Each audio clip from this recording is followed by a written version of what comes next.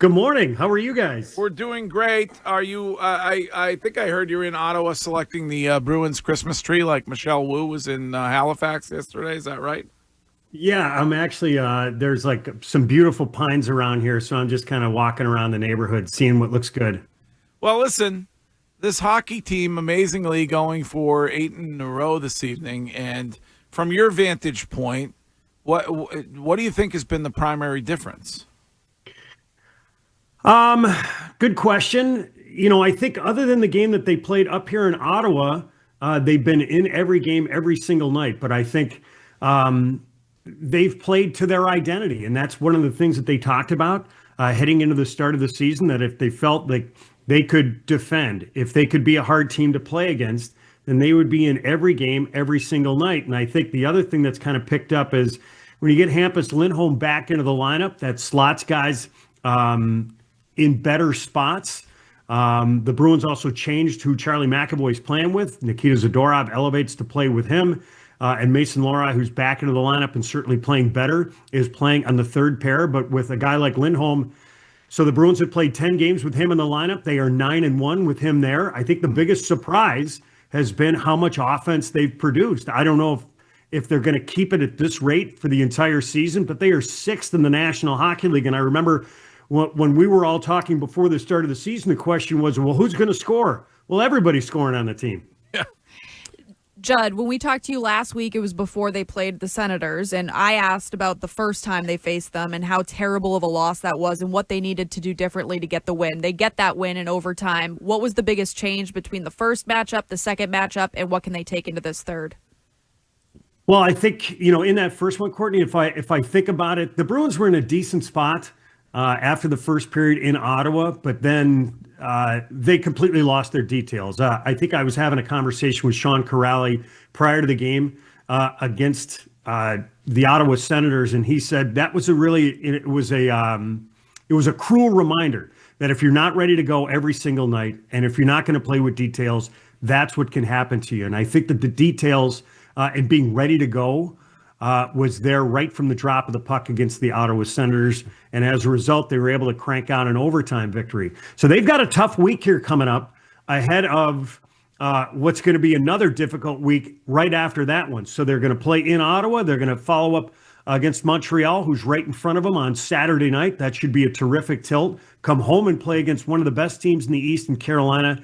And then you got to head west to see Anaheim, LA, San Jose, and then you're going to play the Islanders on the way back. So between now and just before the start of Thanksgiving, the Bruins will really be tested.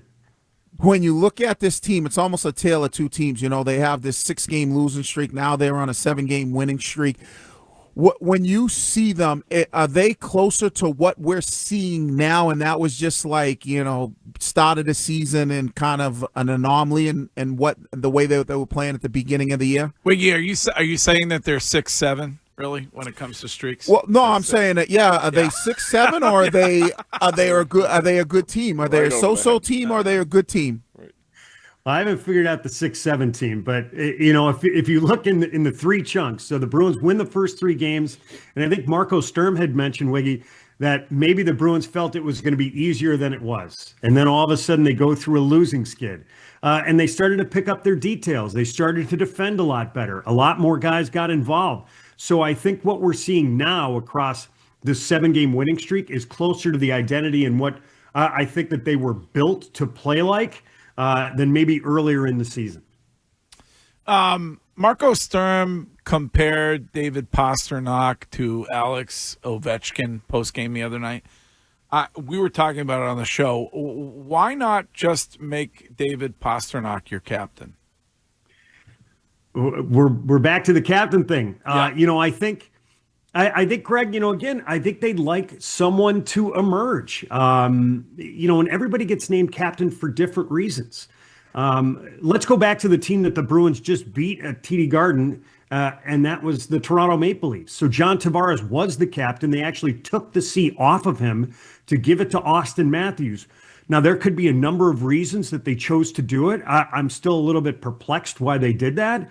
And I don't know if Austin Matthews is necessarily equipped to be a captain. Somebody there felt he was. Could David Pastrnak be the captain of this team eventually at some point? Yes. I don't think there's any question about it. And if you look into the bigger picture, David Pastrnak is at the rate that he's going right now, he will be a Hockey Hall of Famer. He's going to have the numbers. He's going to pass Johnny Busick, certainly at this rate, as the Bruins' all-time leading goal scorer. Will he have a cup to get him over the top? That's the only thing that I think he really cares about. But I think the way he plays, the way he's like in the room, he's definitely one of the leaders for this team. And the other thing that comes to mind, Greg, when Zdeno Chara went into the Hockey Hall of Fame, one of the things that he referenced was Patrice Bergeron. And it wasn't as his alternate, it was as his co-captain. Even though Patrice Bergeron for years didn't wear the C, he was definitely as much a captain as Zdeno Chara was in that room.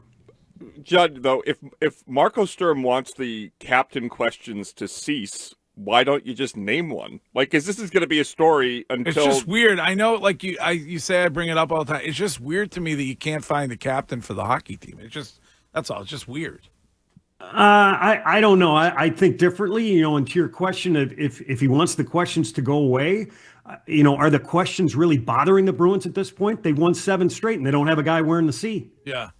Right. So maybe they should never have one ever again. Maybe captain by committee is the way to do it.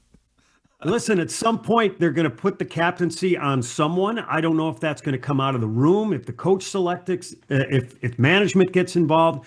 Every team does it a little bit differently. At some point, someone's going to wear the captaincy. I don't know if it's necessarily going to be this season. I'd give it to goalie Bob. Goaltending excellence has been better this year as the Bruins have defended better. Yep. All right. Well, Bruins and Patriots both going for win number 8 this evening. Is it colder in Ottawa or here this morning, Judd? What's the temperature? I haven't checked the temps in Boston, but I'm going to say here because snow is on the ground, which it wasn't when I left Boston. Yeah, that's depressing. All right. We will talk to you again next week. Thank you. All right. Thanks, boys. See ya. All right. There he is.